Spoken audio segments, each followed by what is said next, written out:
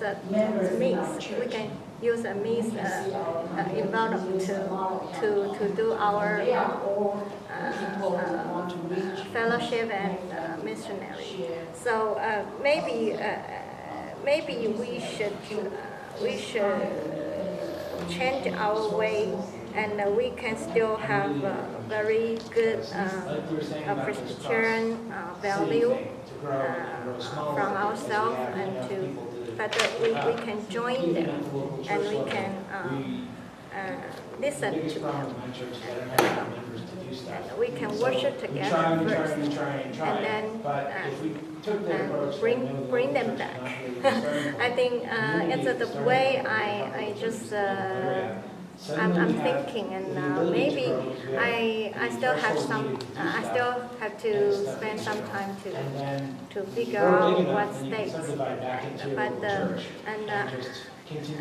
I think I have already found the steps. Yeah, I just want to have more support. So maybe as a support from our Presbytery side, or from our General Assembly side, we can work together and to figure out something working. That's what I think. So maybe as we can have organization, interdenomination or interchurches. I don't know. Yeah, it's a yeah. I'm looking for the possibility. It's funny that here, suppose we had 3 or 4 groups, but just first generation pastors, no EM pastors. I think they were.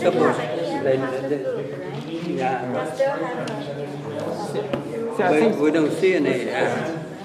See, I think my experience and along the Korean churches, I'm one of the oldest English pastors in our denomination. There was Peter Kim, Mary Peck, and myself, who all started in '80s, and but what made most of the English worship services in smaller congregations? I'm not talking about, like, the exception was, for example, the Torrance Church at the time, because they were like, several thousand people. And what made what we did at work in Minneapolis was when we had English worship service, we had shut down everything. So there's no Korean Bible study. There was no Korean service. And we had everybody come into the English worship service. We didn't even open a nursery, so there's some mothers who would be more comfortable just being in a nursery would be there. No, we forced everybody into the worship service. And that's the only thing that we opened. We locked the kitchen, so they couldn't start preparing anything in the kitchen. And we ran English worship service for about 50 minutes. That's all we did. And we ran it in the same worship format as the Korean service did. I just did it quicker, and we just went through. We didn't use any guitars. We used the hymn books, and same as always. And then that was at 10 o'clock, and 11 o'clock, that's when young people went to Sunday school. Parents went into Korean worship service. So we made Korean parents go through 2 services on a Sunday morning.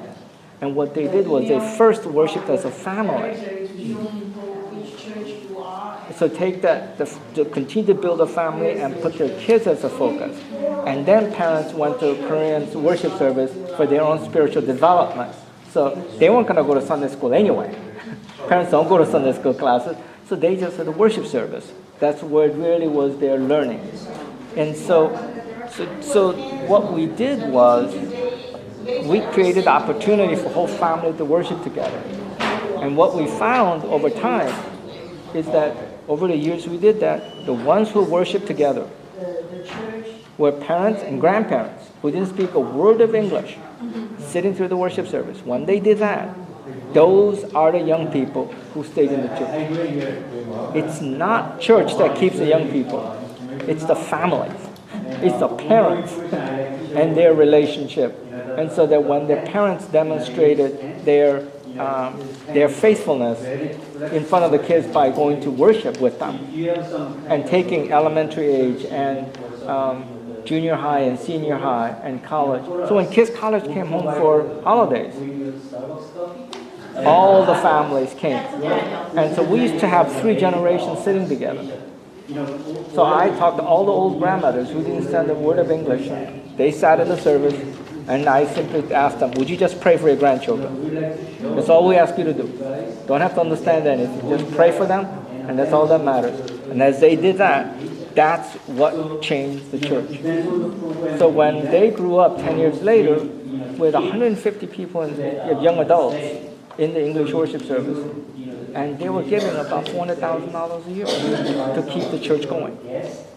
And so that they really, because they were the educated adults, and they were faithful, and I am convinced if we can figure out how to keep families together and minister to the whole family at the same time, rather than saying because you take different languages, you can't talk to each other, and we find someone else to take care of our kids. I think that's where most of our failures in our Asian ministries have been in. But if we can have them worship together and be together, I think that's the most important part that we can think about doing. Family. Pardon? The family service. That's right. Is in English or in Korean? English. Yeah. Only in English. No Korean at all. Yeah. We don't make any adjustments for Korean parents. So this is rented for 15 minutes? 50. Right. It's not an hour and a half service. So the sermon is a little shorter, but I taught them very traditional, where we prayer confessions and other kind of things. And then when we ran confirmation classes and young people led all the different parts of the worship, and the young adult leaders as well as parents would come and read the prayer of confession and others. But when a parent can't read it in English, he either struggles, and we said that's fine, or if they want to say a prayer in Korean in that service instead of in English, we let them do it. But everything was built for English, and then there was Korean service, which ministered to parents and all of their needs, and it was done well in Korean. But that really became the key. And I just think we have not explored that idea of creating, keeping the whole family together. Because I operated from the idea that faith is not taught in a class, but faith is observed through parents.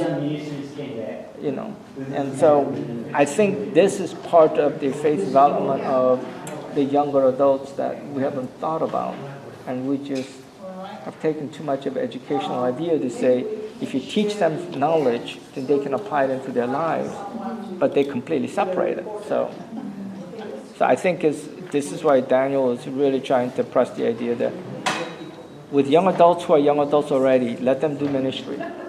Let them try different things and let them do it in a way that works for them by building the relationship with others. But at the same time, with the younger ones, if there are ways that we can continue to minister to the whole family. Now, your situation is a little different because your worship here is in English, is it not? We have different services. Okay, so do you do the English worship here as well? No, we have an English pastor. Okay. Yeah. This used to be Caucasian church, which has joined us. Right. But It's different. right. But if somebody like yourself will be the pastor for the whole church, then then everybody could be going together, and then the language ministry could be separate on the side. I think church needs to look at. All right, now 2 groups we will share Okay. what you have